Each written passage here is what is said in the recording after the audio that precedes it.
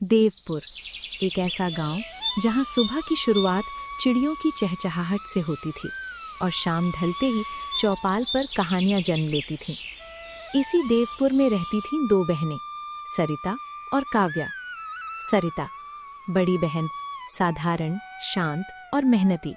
उसकी शादी हुई थी मोहन से, जो कभी खेतों में मजदूरी करता तो कभी बैलगाड़ी चलाकर अनाज ढोता। काव्या, छोटी बहन, सुंदर, तेज दिमाग, लेकिन दिल में घमंड का बोझ। उसकी शादी शहर के अमीर व्यापारी विनय अग्रवाल से हुई थी। दीदी, ये हाथ देखो अपने, मेहनत नहीं गरीबी के पहचान लगते हैं। मेहनत से आए छाले मुझे शर्मिंदा नहीं करते काव्या। शहर में ऐसी बातें करने का टाइम नहीं होता। सरिता चुप रह जाती थी। वो जानती थी घमंड से भरी बहन से तर्क बेकार है। कुछ महीनों बाद मोहन की तबीयत बिगड़ने लगी। दवा, वैद्य, झाड़ फूंक सब हुआ, लेकिन पैसा खत्म। सरिता, अब बच्चों का क्या होगा? कुछ नहीं होगा, मैं हूं ना। सरिता मदद मांगने गई, पहले काव्या के पास, फिर भाई के घर। हर जगह इनकार। एक दोपहर देवपुर की पगडंडी पर एक बूढ़ा साधु दिखाई दिया। काव्या की हवेली से अपमान, सरिता की झोपड़ी से सम्मान। बेटी, बदले में क्या चाहती हो? मेरे पति को आशीर्वाद दे दीजिए। साधु ने दिया एक पुराना तांबे का चायदान। इससे निकलने वाली चाय तुम्हारे कर्मों का स्वाद बताएगी। अगली सुबह मोहन पूरी तरह ठीक था। कल तक जो खाट से उठ नहीं पा रहा था, आज खुद बाहर आंगन में झाड़ू लगा रहा था। सरिता हैरानी से, अरे मोहन, धीरे धीरे, कल तक तो चल भी नहीं पा रहे थे। मोहन मुस्कुराते हुए, लेकिन आज शरीर में अजीब सी ताकत है। लगता है किसी ने ऊपर से हाथ रखा है। शायद ये उसी बाबा का आशीर्वाद है। सरिता की नजर घर के कोने में रखे उस पुराने तांबे के चायदान पर पड़ी। वही चायदान जो उस रहस्यमयी साधु ने दिया था। मोहन, हमारे पास तो ऐसी चाय कभी थी ही नहीं। ये उसी बाबा का आशीर्वाद है। सरिता ने चूल्हे पर पानी चढ़ाया, पहली बार उस चाय से चाय बनाई। चाय की खुशबू पूरे आंगन में फैल गई। मोहन घूंट लेकर, सरिता, ऐसी चाय मैंने कभी नहीं पी। अगर ये सच में आशीर्वाद है तो हमें इसका गलत इस्तेमाल नहीं करना चाहिए। उसी पल सरिता ने ठान लिया, अब वो किसी के आगे हाथ नहीं फैलाएगी, मेहनत से अपनी पहचान बनाएगी। गांव की पगडंडी के किनारे बरगद के पेड़ के नीचे सरिता ने एक छोटी सी चाय की दुकान लगाई। अरे सरिता, आज क्या नया शुरू कर दिया? बस मेहनत का एक और तरीका। गांव के कुछ लोग झिझकते हुए आए, चाय पी और चुप हो गए। एक बुजुर्ग, बिटिया, ये चाय तो दिल को छू गई। दूसरा गांव वाला, ऐसा स्वाद शहर में भी नहीं मिलता। दिन ढलते ढलते सरिता की दुकान पर भीड़ लगने लगी। कोई मजदूर, कोई किसान, कोई राहगीर, सबके चेहरे पर संतोष था। उधर काव्या की हवेली में खबर पहुंच चुकी थी। क्या कहा? सरिता की चाय की दुकान? हाँ मालकिन, पूरा गांव वहीं बैठा रहता है। कल तक जो मेरे सामने हाथ फैलाती थी, आज वो गांव की पसंद बन गई। काव्या के अंदर जलन की आग सुलग उठी। काव्या छुपकर बरगद के पेड़ के पास आई। दूर से सरिता की दुकान देखी। इतनी भी क्या खास चाय है? उसने देखा कि सरिता खुद हर कुल्हड़ धोती, पानी साफ रखती और चाय खुद बनाती। कहीं कोई मिलावट नहीं। रात को काव्या बेचैन थी। कन्हैया, अगर वो बीमार पड़ जाएं तो क्या होगा? मालकिन, ये खतरनाक है। मुझे सिर्फ तरीका बताओ। कन्हैया चुप रहा, लेकिन उसकी आंखों में डर साफ झलक रहा था। अगली सुबह सरिता ने चाय की केतली चढ़ाई। गांव वाले हमेशा की तरह आने लगे, लेकिन दूर खड़ी काव्या कुछ सोच रही थी। उसकी नजर सरिता की केतली पर टिकी थी। सरिता ने रोज की तरह सुबह सुबह दुकान खोली। केतली चूल्हे पर चढ़ी, पानी उबलने लगा। सरिता खुद से, आज कुछ अलग सा मन है, जैसे कोई अनहोनी आने वाली हो। मन का वहम है सरिता, चाय बनाओ, आज तो बहुत लोग आएंगे। सरिता मुस्कुरा दी, लेकिन उसके मन की हलचल थमी नहीं। चाय, भीड़ और भरोसा। पहले किसान आए, फिर मजदूर, फिर स्कूल से लौटते बच्चे। एक किसान, बहन, आज की चाय कुछ ज्यादा ही मजेदार है। मेहनत से बनी चाय है भैया।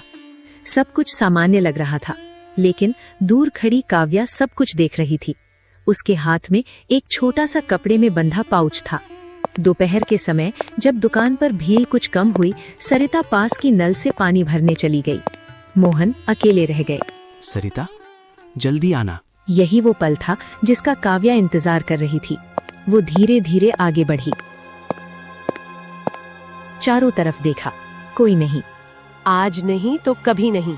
उसने केतली के ढक्कन को बहुत हल्के से उठाया, पाउच खोला और एक चुटकी पाउडर केतली में डाल दिया। कुछ देर में सरिता लौट आई। मोहन, पानी भरने में देर हो गई। कोई बात नहीं, ग्राहक तो बैठे ही हैं। चाय फिर से परोसी गई। सबने पी। शुरुआत में कुछ नहीं हुआ। शाम ढलने लगी। तभी एक मजदूर अचानक पेट पकड़कर बैठ गया। अरे, पेट में तेज दर्द हो रहा है। क्या हुआ? तुम ठीक तो हो? थोड़ी देर में एक और आदमी उल्टी करने लगा। अरे भाई, मेरा भी सिर घूम रहा है। दुकान पर अफरा तफरी मच गई।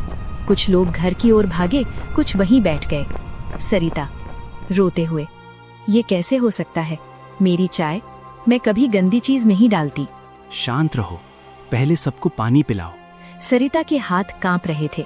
उसके मन में एक ही सवाल गूंज रहा था, क्या मेरी वजह से गांव वाले बीमार पड़ गए? उधर काव्या दूर से ये सब देख रही थी। उसके चेहरे पर पहले संतोष, फिर डर। इतना असर होगा ये मैंने नहीं सोचा था। वो चुपचाप वहां से लौट गई। शाम तक पूरे देवपुर में खबर फैल गई कि सरिता की चाय से लोग बीमार पड़े हैं। एक महिला, मैं तो कहती थी गरीबों की दुकान भरोसे लायक नहीं होती। दूसरा आदमी, लेकिन सरिता तो ऐसी नहीं है। सभी के चेहरे पर उलझन थी। सच्चाई कहाँ थी और कौन था जिसने गांव को हिला दिया? रात को सरिता दुकान बंद कर घर बैठी थी। आंखों से आंसू रुक नहीं रहे थे। मोहन, अगर मेरी वजह से किसी को कुछ हो गया तो मैं खुद को माफ नहीं कर पाऊंगी। सच सामने आएगा, मुझे तुम पर भरोसा है। सरिता ने पहली बार उस तांबे के चायदान को डर की नजर से देखा। उसी रात एक बुजुर्ग गांव वाले ने सरिता के घर आकर कहा, बिटिया, आज मैंने कुछ देखा है। क्या देखा काका? दोपहर में तुम्हारी बहन काव्या केतली के पास खड़ी थी। सरिता के पैरों तले जमीन खिसक गई। देवपुर की रात शांत थी, लेकिन सविता के मन में तूफान चल रहा था। बुजुर्ग काका की बात उसके कानों में गूंज रही थी। दोपहर में तुम्हारी बहन काव्या केतली के पास खड़ी थी। सरिता सारी रात सो नहीं पाई। उसने तय कर लिया, अब सच सामने आएगा, चुप रहकर नहीं, सीधे सामना करके। अगली सुबह पंचायत के सामने सरिता ने खुद जाकर सरपंच से कहा, आज सबको चौपाल पर बुलाइए। पूरा गांव इकट्ठा हुआ। काव्या भी आई, चेहरा शांत लेकिन आंखों में हल्का डर। सरिता ने सीधे काव्या की आंखों में देखते हुए कहा, काव्या, मैं तुमसे कुछ पूछना चाहती हूँ और चाहती हूँ कि तुम सच बताओ। पूरा गांव चुप। काव्या घबराकर, क्या बात है दीदी? दोपहर में क्या तुम मेरी केतली के पास आई थी? काव्या की सांस तेज हो गई। गांव वाले एक दूसरे का चेहरा देखने लगे। सरिता, आंखों में नमी लेकिन आवाज मजबूत, अगर तुमने कुछ किया है तो अभी मान लो, मैं तुम्हें सजा नहीं दूंगी, लेकिन झूठ मत बोलना। काव्या के हाथ कांपने लगे। कुछ पल बाद वो अचानक रो पड़ी। काव्या रोते हुए, हाँ दीदी, मैं ही थी, मैंने ही पाउडर डाला था। पूरा गांव स्तब्ध। शर्म नहीं आई तुम्हें? एक बुजुर्ग, अपनी ही बहन के साथ ऐसा? काव्या रोते हुए, सबके सामने, मुझे जलन हो रही थी। सब लोग दीदी की तारीफ कर रहे थे। मैंने सोचा अगर दुकान बंद हो जाए तो। वो जमीन पर बैठ गई। मैंने कभी नहीं सोचा था कि लोग बीमार पड़ जाएंगे। मैं बस हार नहीं मान पा रही थी। सबको लगा अब सविता गुस्से में फट पड़ेगी, लेकिन सरिता आगे बढ़ी। उसने काव्या को उठाया। गलती बहुत बड़ी है, लेकिन उससे भी बड़ी है उसे मान लेना। फिर सरिता ने गांव वालों से कहा, आज अगर मैं अपनी बहन को सजा दिलवाऊं तो शायद कानून जीत जाएगा, लेकिन हमारा परिवार हार जाएगा। पूरा गांव शांत। सरपंच बोले, काव्या को सजा मिलेगी, लेकिन जेल नहीं।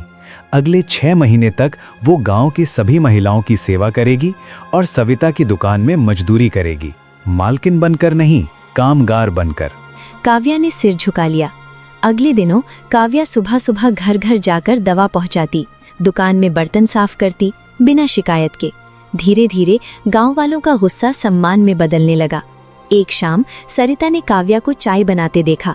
इस बार चाय में ना जलन थी ना अहंकार, सिर्फ मेहनत। देखा काव्या, कर्म की चाय में मिलावट नहीं चलती। काव्या, आंखों में आंसू। दीदी, अब मैं समझ गई हूँ, कर्म ही असली स्वाद है।